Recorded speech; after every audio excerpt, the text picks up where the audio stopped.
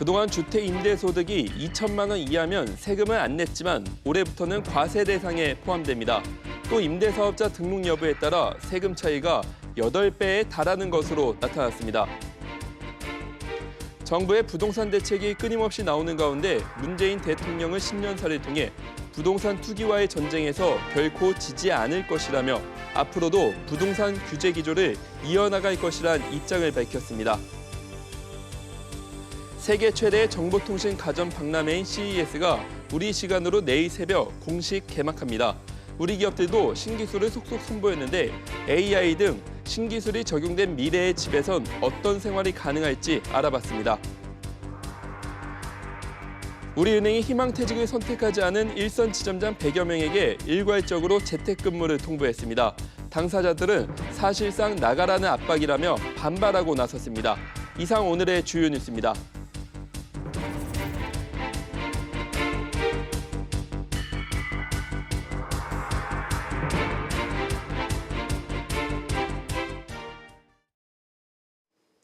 시청자 여러분 안녕하십니까? 뉴스 프리즘 시작합니다. 임대 사업하는 분들 세금 부담이 부쩍 커졌는데요. 오늘 전해드릴 소식도 이 중 하나입니다. 세금을 내지 않아도 됐던 주택 임대소득 2천만 원 이하의 집주인들도 작년에 발생한 임대소득에 대해서 소득세를 내야 합니다. 임대사업자로 등록하면 세금이 확 주는데 그만큼 소득과 관련한 정보가 더욱 투명해집니다. 정윤영 기자가 보도합니다. 지금까지는 연간 임대소득이 2천만 원을 초과하는 경우에만 근로소득 등 다른 소득과 합산한 종합과세가 이뤄졌습니다. 연간 2천만 원 이하 임대소득을 얻는 집주인들은 세금을 안 냈는데 올해부터 소득세를 내야 합니다. 임대 수입이 2천만 원 이하인 경우 다른 소득에 더해 종합과세를 적용받을지 따로 분리해 과세할지 선택할 수 있습니다. 분리과세를 선택하고 세무서와 지자체에 모두 임대사업자로 등록하면 공제 규모가 늘어납니다. 당장 임대사업에서 경비로 인정해주는 필요 경비율이 다릅니다. 등록사업자는 60%, 미등록자는 50%입니다. 또 기본공제액 400만 원을 미등록자는 절반인 200만 원만 적용받습니다.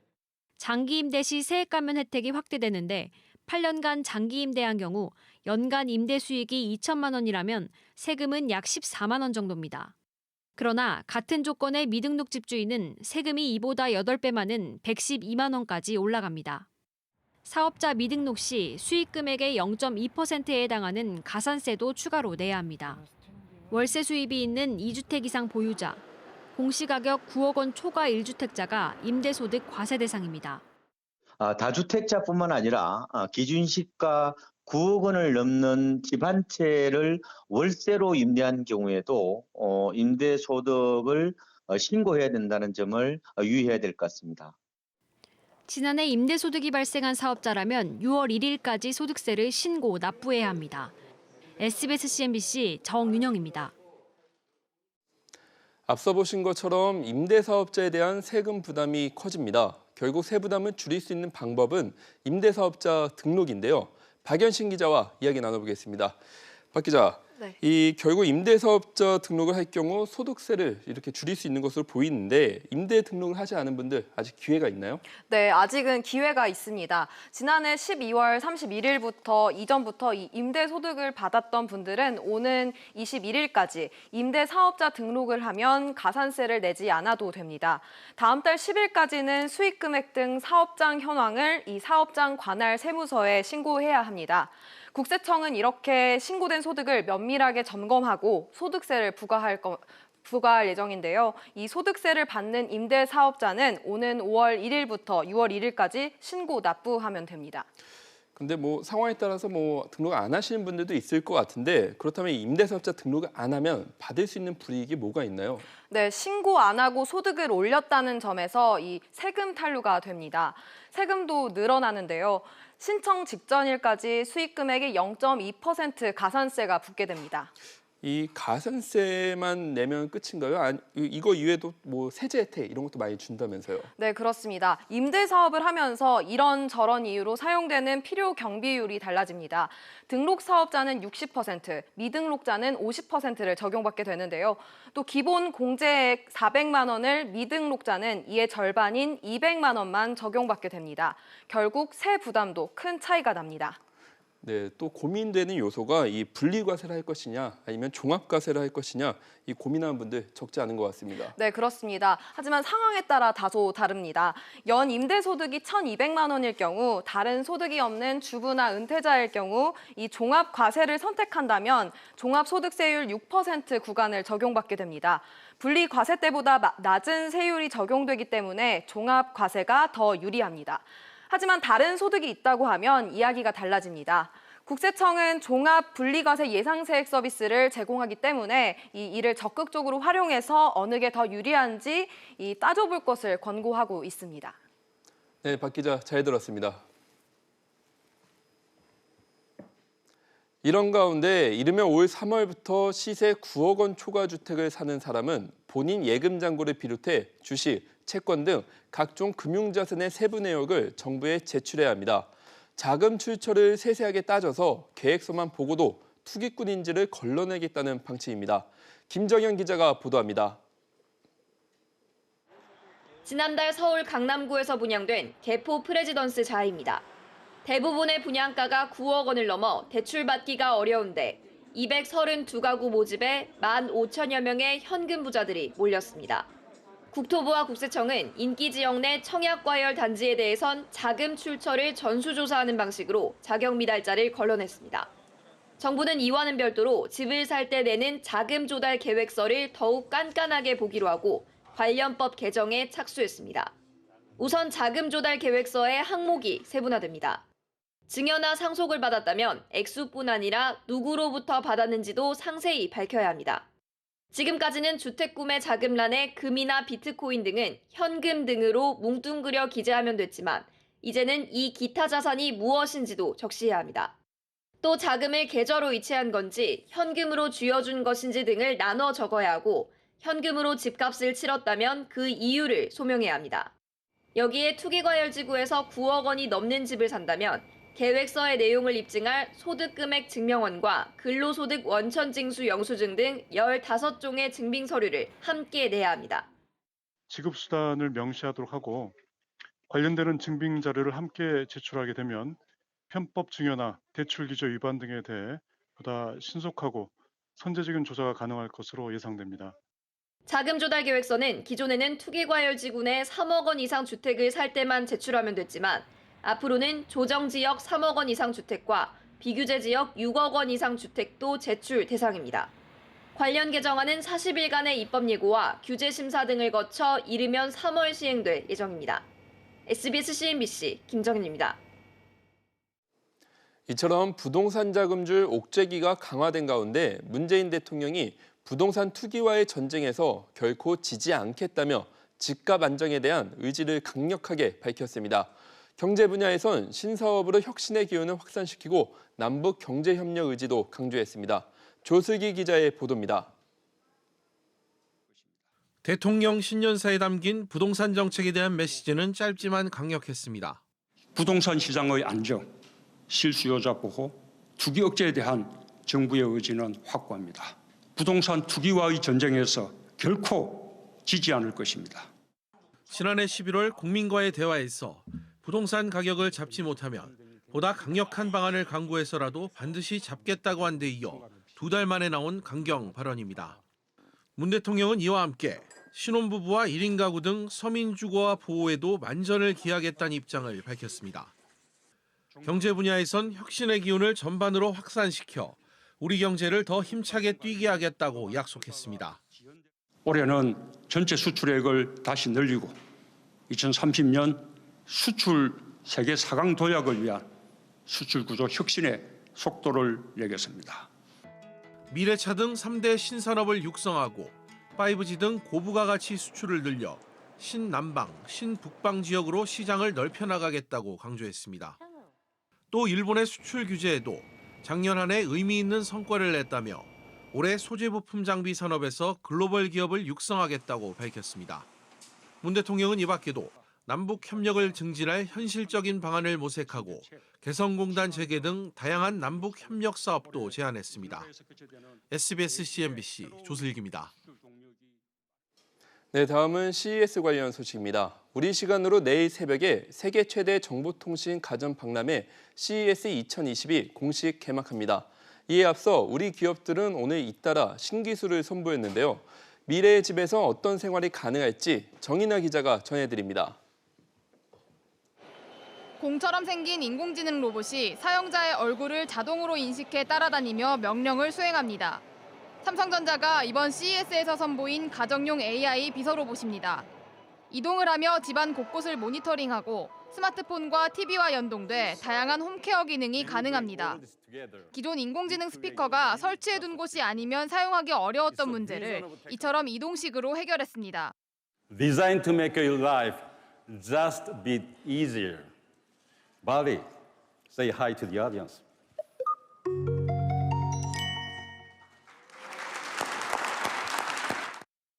삼성전자는 또 맞춤형 헬스 트레이닝 서비스를 제공하는 웨어러블 보조 로봇 등도 함께 공개했습니다. 사용자의 생체 정보를 반영한 아바타가 머리 스타일과 옷을 자유자재로 바꾸며 자신만의 최상의 스타일을 연출합니다. LG전자가 공개한 인공지능 증강현실 제품입니다.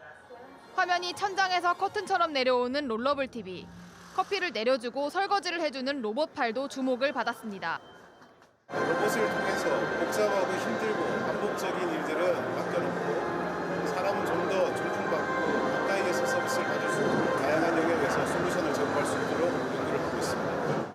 사용자에게 최적화된 경험과 환경을 제공해주는 미래의 첨단 기술들이 일상 속으로 성큼 다가오고 있습니다. SBS CNBC 정인아입니다. 이처럼 미래 기술들이 가까운 미래로 성큼 다가왔습니다. CES에서 보여질 미래 생활상을 오수영 기자와 좀 더 자세히 살펴보겠습니다. 네, 오 기자. 네. 우리 시간으로 오늘 오전에 김현석 삼성전자 사장이 CES 개막을 알리는 기조연설을 했죠. 네, 그렇습니다. 김현석 사장은 향후 10년을 경험의 시대라고 정의를 하면서 미래 기술이 나아갈 방향을 제시했습니다. 앞서 보신 미래 기술들이 개인과 주거 또 도시로 확장되면서 인간 중심의 혁신 또 개인에게 최적화된 경험과 환경을 제공할 거라고 전망했습니다. 같이 들어보시죠. We have always believed that the benefit of technology must be available to all. We have heavily invested to bring technologies to life that fundamentally change lives. 네, 미래의 이동 수단도 이번 CES의 큰 화두인데 이 정의선 현대자동차 수석 부회장은 미래 모빌리티 비전을 내놨군요. 네, 그렇습니다. 정의선 수석 부회장은 미래 모빌리티 비전을 구현하기 위해서 신개념 모빌리티 솔루션으로 도심 항공과 목적 기반, 모빌리티 그리고 모빌리티 환승 거점 이렇게 제시했습니다. 현대차는 이 세 가지 솔루션으로 장소에 제약을 받지 않는 이동 기반을 제공하겠다는 구상입니다. 함께 들어보시죠. We want to shape a future where cities are vitalized with the help of our mobility solutions. We want to join in people's lives by connecting people in meaningful ways and liberating them from limitations. CES 2020 is only the beginning. 또 수직 이착륙이 가능한 도심형 항공기도 공개를 했는데요. 정의선 부회장은 우버와 협력한 도심형 항공기가 오는 2028년이면 상용화될 거라고 전망을 했습니다. 네, 그렇군요. 그리고 정부도 이런 미래 산업에 대한 적극 지원 의지를 보이고 있다고요? 네, 김상도 국토교통부 항공정책실장은 현대차 미디어데이가 끝나고 나서 기자들과 만난 자리에서 도심형 항공기의 중요성을 인지하고 있다면서 관련 인프라를 지원하겠다는 뜻을 밝혔습니다. 또 성윤모 산업통상자원부 장관도 이번 CES 현장을 직접 찾았는데요. 산업부 장관으로서는 처음인데요. 이번 CES에서 미래산업 흐름을 파악해서 정부의 혁신 성장 과제를 발굴할 계획으로 알려졌습니다. 네, 오 기자 잘 들었습니다. 우리은행이 희망퇴직을 선택하지 않은 일선 지점장 100여 명에게 일괄적으로 재택근무를 통보해 논란이 되고 있습니다. 인사적체로 이들을 현업에 배치할 자리가 다 찼다는 게 이유인데 당사자들은 매우 이례적이라며 사실상 나가라는 압박이라고 반발하고 있습니다. 박규준 기자의 단독 보도입니다. 최근 우리은행 한 지점장은 회사로부터 직무 재배치 일정 안내라는 제목의 이메일을 받았습니다. 1월 6일부터 후속 인사이동 일까지는 재택근무로 대체되고 조속한 시일 내에 후속 인사이동을 실시하겠다고 적혀 있습니다. 이 통보를 받은 대상은 1965년생 지점장 112명으로 지난달 접수받은 희망퇴직을 신청하지 않은 사람들입니다. 통상 회사에 남길 선택하는 경우 검사실, 준법지원부 등 영업 외에 후선 업무를 맡기는데 이례적으로 이 많은 인원을 한 번에 집에서 근무하라고 통보한 겁니다. 당연히 이례적인 일이죠. 후선업무도 지금 이미 포화된 지 오래됩니다. 65년생 이제 남으신 분들까지 케어해드릴 수 있을 만한 그런 자리는 없는 거죠. 통보를 받은 당사자들 일부는 이를 사실상 회사를 나가라는 압박으로 받아들이고 있습니다. 우리은행 한 지점장은 단체로 재택근무하라는 건 처음 있는 일이라며 전례 없는 일로 자존심을 긁어 나가라고 압박하는 것으로 다들 받아들이고 있다고 전했습니다.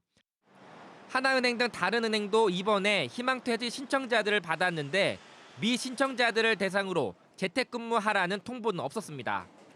우리은행 측은 일시적으로 집에서 대기하는 상태이며 조속히 업무 배치를 할 계획이라고 밝혔습니다. SBS CNBC 박규준입니다. 미국과 이란의 갈등이 고조되면서 국제 유가가 큰 폭으로 뛰고 있습니다. 우리나라는 특히 중동산 원유 수입 비중이 높은데요. 국제 유가 상승에 따라 휘발유값부터 전기 요금까지 오를 수 있다는 전망이 나옵니다. 윤서은 기자의 보도입니다.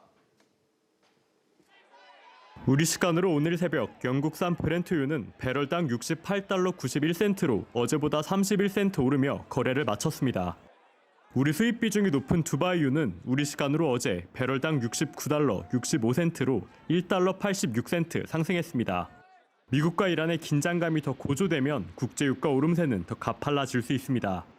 국제 석유 시장에 상당히 불확실성이 커졌고 상당히 공포 프리미엄을 조성하기 때문에 국제 유가가 연평균으로 5달러 내외 정도는 추가 상승할 거라고 보고 있어요. 국제 유가 상승은 곧 국내 기름값 인상으로 이어질 수 있습니다. 이미 전국 휘발유 값은 7주 연속 오름세를 보이고 있습니다. 새해 첫 주 전국 휘발유 평균 가격은 1리터에 1,558원 70전으로 지난주보다 4원 60전 올랐습니다. 국제유가 변동은 보통 2주에서 3주 정도 시차를 두고 국내 기름값에 반영됩니다.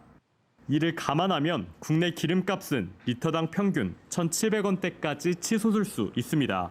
불과 2주 앞으로 다가온 설 연휴와 맞물려 국제유가 인상분이 반영될 가능성이 높다는 얘기입니다. 국제유가 인상은 중장기적으로 전기료 인상 요인도 됩니다. 유가가 높은 상태로 유지가 된다고 하면 향후 장기적으로는 전기료 상승의 원인이 될 거고, 그렇게 될 경우에는 원가에 반영을 해야죠. 상반기에 급격하게 올라가면 하반기에 반영을 한다든지. 정부는 국내외 석유 수급과 유가 동향을 예의주시하고 필요할 경우 조처를 취하겠다고 밝혔습니다. SBS CNBC 윤성훈입니다. 이처럼 미국과 이란 간 갈등이 장기화되면 국제 유가 상승 속도가 더욱 가팔라질 수 있습니다. 산업계는 사태가 악화되고 장기화되지 않을지 바짝 긴장하고 있습니다. 이번 사태가 미칠 파장과 대응을 최나리 기자와 알아보겠습니다. 네, 최 기자, 우선 현재 미국과 이란의 상황 어떻습니까? 네, 긴장감은 더 높아지는 분위기입니다. 미국 뉴욕타임즈는 이란 최고 지도자가 미국의 비례적이고 직접적인 공격으로 보복하라고 지시했다고 보도했습니다. 상대 공격에 동등하게 안갚음하겠다는 의미로 해석이 되는데 양측의 경고 수위가 점차 선을 넘고 있습니다. 그런데 당장 국제 유가가 요동치고 있는데 관련 업계 근심 클 수밖에 없을 것 같습니다. 그렇습니다. 양국의 갈등이 고조됨에 따라 국제 유가는 당분간 상승할 것으로 보입니다. 직접 타격을 받는 정유업계를 비롯해서 석유, 항공, 해운업계는 아직 예의주시하고는 있는데요. 관건은 우리나라로 수입되는 원유의 70%가 지나는 호르무즈 해협이 봉쇄되거나 미국과 강력한 동맹 관계이자 국내에서 원유 수입 비중이 가장 큰 사우디의 생산시설에 대한 공격이 가해질 경우입니다. 이럴 경우 국제 유가가 배럴당 150달러, 지금의 2배 이상 뛸 것이라는 전망까지 나오고 있습니다. 가장 우려되는 것은 이런 사태 악화에 따른 장기화입니다. 유가가 일단은 크게 뛸 것 같고요. 전쟁 위험 지역의 보험료가 큰 폭으로 인상이 될 것 같고요. 일부 중동 노선 지역에 대한 운임도 굉장히 폭등을 할 것 같고요. 지난해 7월에 호르무즈 해협에서 일본 선사가 탱커가 피격을 당했을 때 4-5배가 급등을 한 적이 있었어요. 일시적으로. 네, 정부는 파장을 점검하면서 불안감 확산 차단에 나섰죠. 네, 정부는 일단 단기적 영향은 없다고 진단을 했습니다. 장기화에 대비해서 비상대응 조치를 마련한 상태인데요. 들어보겠습니다. 나아가 석유 수급 위기 발생 시에는 수급 안정에 필요한 추가 물량을 조속히 확보하고 그럼에도 위기 해소가 어려운 경우에는 비축유 방출 등 비상 대응 조치도 검토할 예정입니다. 비축유는 2억 배럴, 약 6개월치 양으로 알려졌는데요. 업계 피해까지 막을지는 미지수지만 유사시 대처할 수 있는 수준입니다. 정부는 우선 중동 지역 건설 현장과 호르무즈 해협 인근 선박 등 우리 국민과 기업의 안전을 위해서 선제적인 대응에 나설 방침입니다. 네, 최 기자 잘 들었습니다. 네, 이렇게 국제 유가가 크게 오를 조짐을 보이면서 가뜩이나 나오려 항공업계는 걱정이 이만저만이 아닙니다. 지난해 미중 무역 전쟁과 일본 수출 규제로 직격탄을 맞았는데 올 1분기 실적 개선에도 다시 빨간불이 켜졌습니다. 계속해서 장가희 기자가 보도합니다. 지난해 하반기 한일 갈등으로 실적 악화에 시달리던 대한항공은 오너가 경영권 분쟁이라는 악재가 겹치며 지난해 3분기 영업이익이 1년 전보다 70% 넘게 급감했습니다. 3분기 570억 원의 영업 손실을 기록한 아시아나는 결국 현대가에 인수합병됐습니다. 제주항공 역시 일본발 악재에 경기 침체 여파를 피하지 못했습니다. 새해 업황 개선을 기대했던 항공업계는 다시 국제유가 상승으로 우려가 커지고 있습니다. 영업비용의 30%를 차지하는 유류비 부담이 늘어나기 때문입니다. 유가에 따라서 아무래도 영향이 있죠. 유가가 높은 상태로 오래 지속되면 부담이 되는 건 사실이고요. 여기에 원달러 환율도 오르면서 달러로 비용을 지불하는 항공사들의 부담은 더욱 커질 전망입니다. 중동발 사태로 해서 유가가 급등하면은 항공사들로서는 굉장히 어려움이고요. 거기에 이제 환율까지 움직이게 되니까 1분기, 2분기 가더라도 크게 호전될 것 같지는 않아요. 지난해 최악의 한 해를 보냈던 항공업계가 새해 시작부터 미국과 이란의 긴장 고조라는 암초를 만났습니다. SBS CNBC 장가입니다. 이렇게 국제 정세가 요동칠 때면 재테크는 어떻게 해야 할까 고민이 많으실 겁니다. 그러다 보니 불안감에 안전자산의 인기가 높아지고 있는데요. 투자 시 주의할 점은 없는지 안지혜 기자가 전해드립니다. 미국 국채 또 일본 엔화와 더불어서 대표적인 안전자산으로 꼽히는 금. 지난해 미중 무역 전쟁에 이어서 올해는 연초부터 시작된 미국과 이란 간의 무력 충돌로 금 거래 시장도 들썩이고 있습니다. 실제로 이 골드바는 더 귀한 몸이 됐습니다. 석 달 전만 해도 1kg당 6,300만 원대였던 이 골드바는 최근 6,900만 원대까지 시세가 올랐습니다. 예전에는 뭐 한 돈, 두 돈 하셨던 분들이 한 5돈, 10돈 조금 더 투자를 하셨어요. 금 찍어내는 물량이 시간당 있어야 시간을 늘려서 야근을 할 지경까지 왔습니다. 하지만 단기간 투자 수익을 노린다면 낭패를 볼 수 있습니다. 부가세와 거래 수수료를 따져보면 실질적으로 손해쥐는 수익은 더 적을 수 있기 때문입니다. 또 원화 가치 하락 시 국내 금값은 오히려 떨어질 수 있기 때문에 원달러 환율도 변수입니다. 금 가격이 본인이 투자한 시점 대비해서 어느 정도 상승해야지만이 수익이 나는 겁니다. 장기적인 안목으로 가져가고 다른 이제 금융자산이나 이제 부동산 자산이 너무 많아서 그것 때문에 계속 부담해야 될 세금이 많다라면 혼란스러운 국제 정세에 안전자산 투자를 저울질하는 투자자들의 고민도 커지고 있습니다.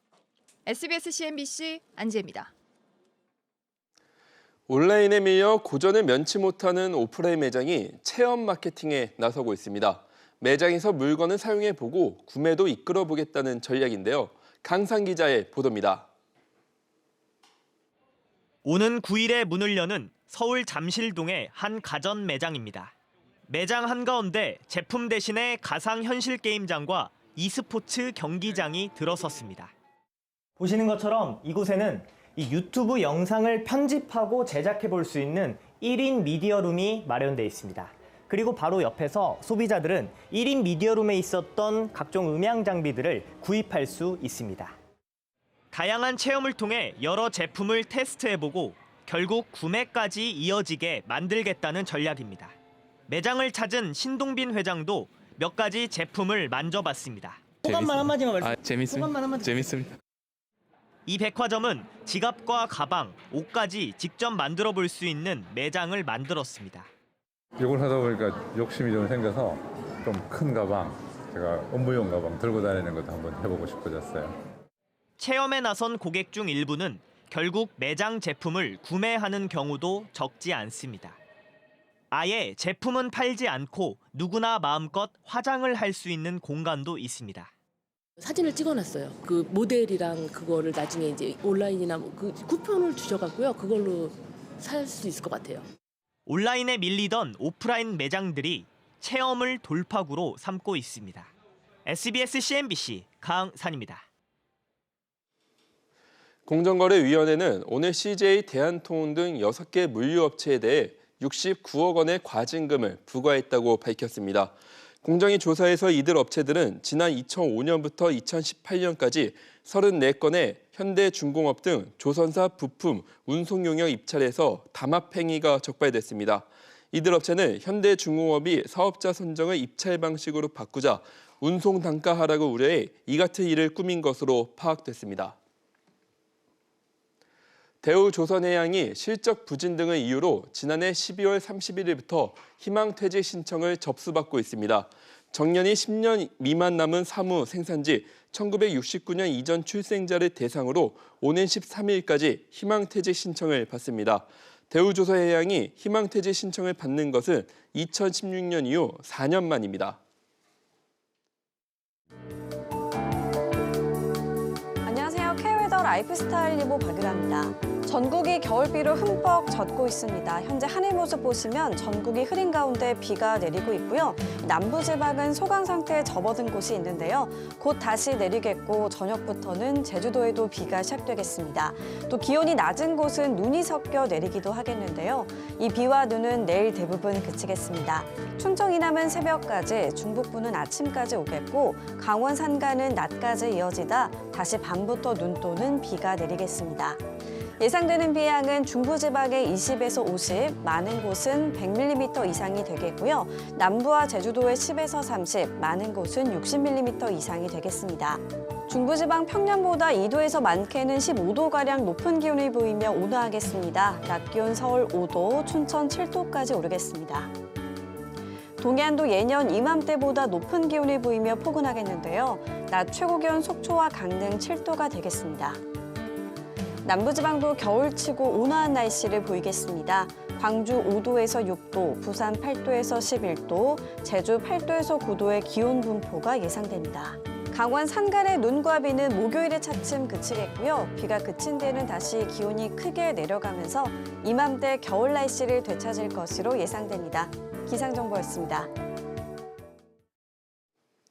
문재인 대통령은 오늘 신년사를 통해 부동산 투기와의 전쟁에서 결코 지지 않겠다며 부동산 규제 의지를 다시 한번 드러냈습니다.